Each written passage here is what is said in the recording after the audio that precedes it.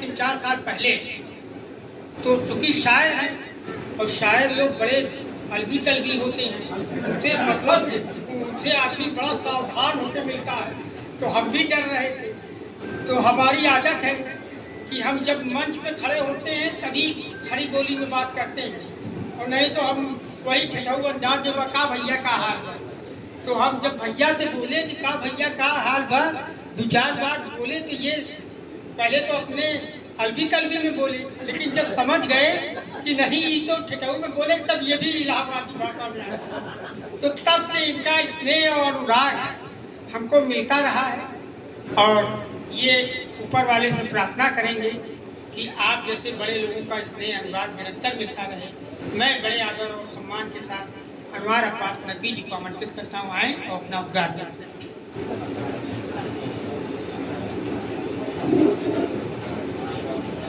बहुत सम्मानित मंच की तवज्जो के साथ कुछ बातें मुझे कह देनी है। आज जो हम लोग यहाँ इकट्ठा हुए हैं कन्हैया लाल साहित्य सम्मान 2026 के सिलसिले से और शहर समता विकास मंच की ओर से, जब ये दोनों चीज़ों का जिक्र होता है और बात आती है तो सबसे पहले उमेश जी का नाम आता है। और अब हमने ये मान लिया है कि अगर कुछ शहर में साहित्यिक होगा तो कहीं ना कहीं उमेश उसमें ज़रूर होगा, ये खास बात है।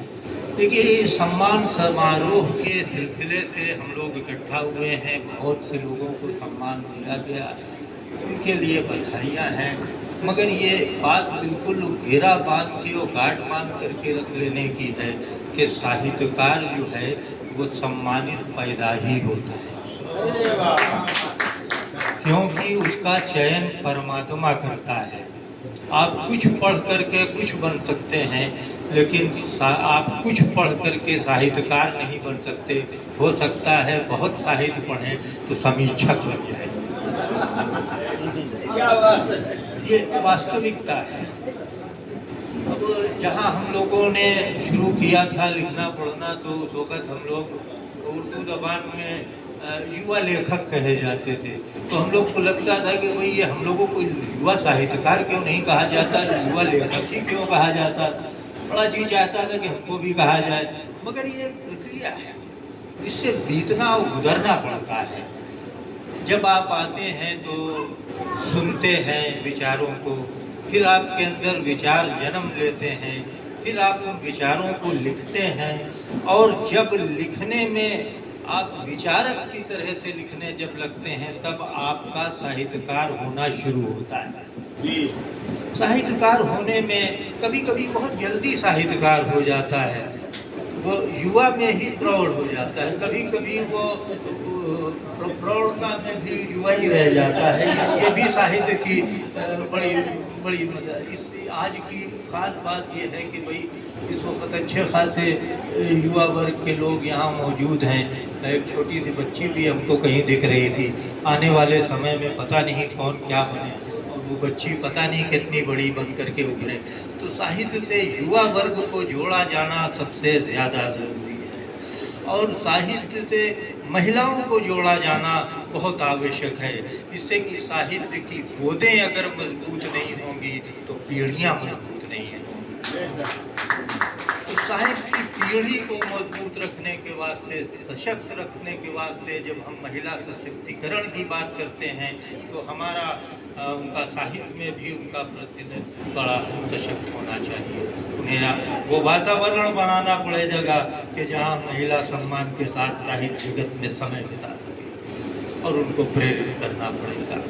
तो उमेश जी ये साहित्य सम्मान जो क्या करते हैं, ये विभिन्न विधाओं पर ये सम्मान देते हैं।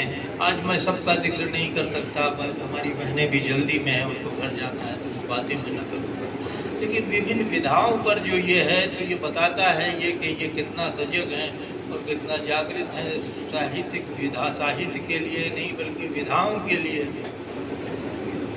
और ये साहित्य का सम्मान जो है, साहित्य तो हम लोग जानते हैं कि साहित्य से ज़्यादा अपनी सेवा किसी ने नहीं की, अपनी ही सेवा पे आज तक जीवित है, इसकी कोई दूसरा ही सेवा नहीं करता, और ना ही साहित्य जगत में किसी को सम्मानित करने का ध्यान आता है। तो हम अपने जगत में लोगों को सम्मानित करके ये बताते हैं कि किसी के सम्मान न करने से हमारे ऊपर प्रभाव नहीं पड़ता। हम ये जानते हैं कि हमारे बीच में सम्मानित लोग हैं और हम उस परंपरा को समाज में देखना चाहते हैं। समाज के लिए साहित्य उतना ही आवश्यक है जितना कि शरीर के लिए आत्मा। इस आत्मा को जीवित भी रखना है। आत्मा के लिए जीवित शब्द इस्तेमाल नहीं होता, लेकिन हम साहित्य के लोग हैं तो हम इस बात को परिभाषित करने के लिए अक्सर इस प्रकार की बातें करते हैं। उसे जीवित भी रखना होता है, उसे स्वतंत्र भी रखना होता है। साहित्य उतनी ही दिन तक साहित्य रहेगा जब तक वो स्वतंत्र रहेगा। अगर स्वतंत्रता की बात न होती तो ये पत्रकारिता की जगत से आज साहित्य की जरूरत न पड़ती। साहित्य स्वतंत्र विचारधारा का, और हमें समाज में विभिन्न प्रकार की स्वतंत्रताओं को रखने के वास्ते और उनको जीवित रखने के वास्ते हमें साहित्य को जीवित रखना पड़ेगा। बहुत समय हम इस समय बात न करेंगे। बहुत बहुत धन्यवाद उमेश जी का, और बधाइयाँ जिन लोगों को सम्मान मिला है, और युवा वर्ग का बहुत बहुत धन्यवाद कि वो इस गोष्ठी में आए, समारोह में आए। बहुत बहुत शुक्रिया।